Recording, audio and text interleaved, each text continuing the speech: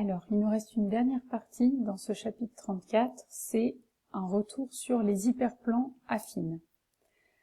Alors, je vous rappelle rapidement que dans un espace préhilversien réel, on appelle hyperplan tout sous-espace vectoriel de E qui est le noyau d'une forme linéaire non nulle, ou alors, c'est équivalent, tout sous-espace vectoriel de E qui admet une droite comme cours supplémentaire.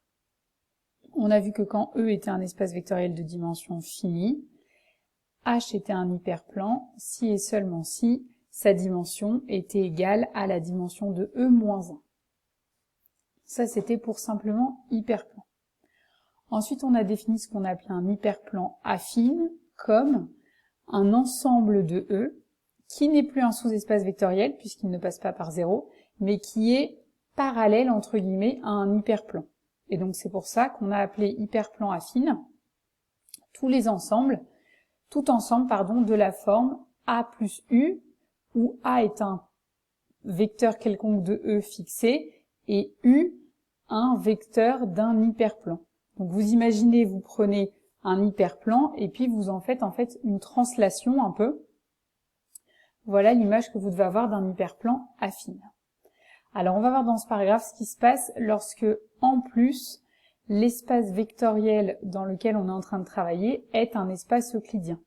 C'est-à-dire, je vous le rappelle, un espace vectoriel de dimension finie qu'on a muni d'un produit scalaire.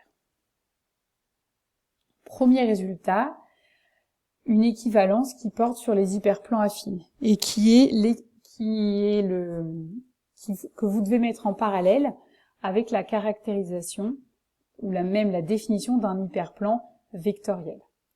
Donc, on a E un espace euclidien, H une partie de E, eh bien on a équivalence entre H est un hyperplan affine de E, donc c'est-à-dire un ensemble de cette forme-là, et il existe une forme linéaire non nulle et un réel B, tel que H, en fait, ce soit l'image réciproque par phi du singleton B. Donc quand c'est un hyperplan vectoriel, c'est phi moins 1 du singleton 0. Pour un hyperplan affine, eh bien c'est plutôt l'image réciproque d'un singleton, mais pas forcément le singleton nul. Alors on va démontrer ce théorème 23. Je vais d'abord aller à la démonstration. Ok, donc on veut démontrer une équivalence, donc on raisonne par double implication. On va commencer par 1 implique 2, donc on suppose que H ronde, là vous allez voir que j'ai essayé d'écrire en H ronde, est un hyperplan affine, c'est-à-dire qu'il est de cette forme-là. Donc soit H droit, l'hyperplan, tel que H ronde soit égal à A plus H. Je vous rappelle au passage que cet hyperplan H qui permet de définir H ronde est unique, alors que le point A là ne l'est pas. On peut prendre à la place de A n'importe quel vecteur de H ronde. Ok, donc on suppose que H ronde est comme ça. Et on veut démontrer qu'il existe une forme linéaire telle que. Alors tout d'abord, puisque H droit est un hyperplan, on sait qu'il existe une forme linéaire non nulle telle que H soit le noyau de phi. Donc on va montrer que cette application phi convient bien, et il ne nous reste plus qu'à définir correctement le B. Pour n'importe quel vecteur dans H ronde,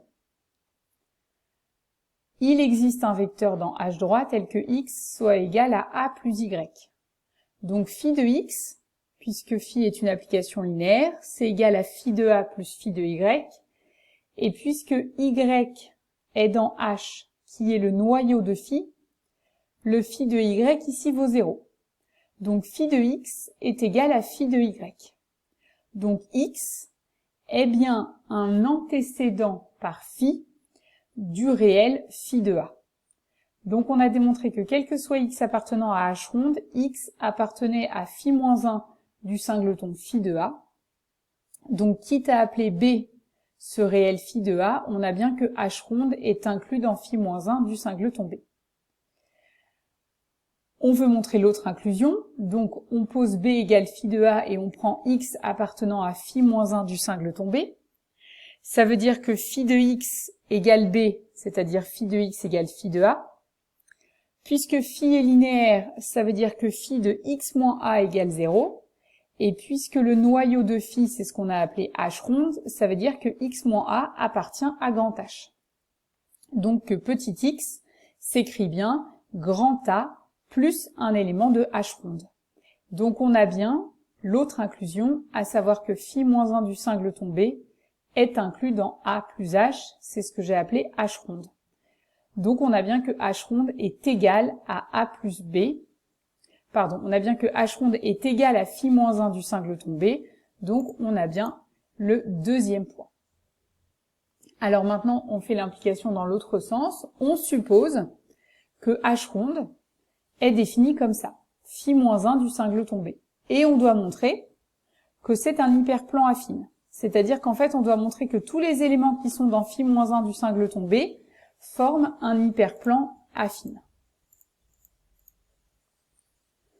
Donc, on prend x qui appartient à phi moins 1 du singleton B. Ça veut dire que phi de x égale b.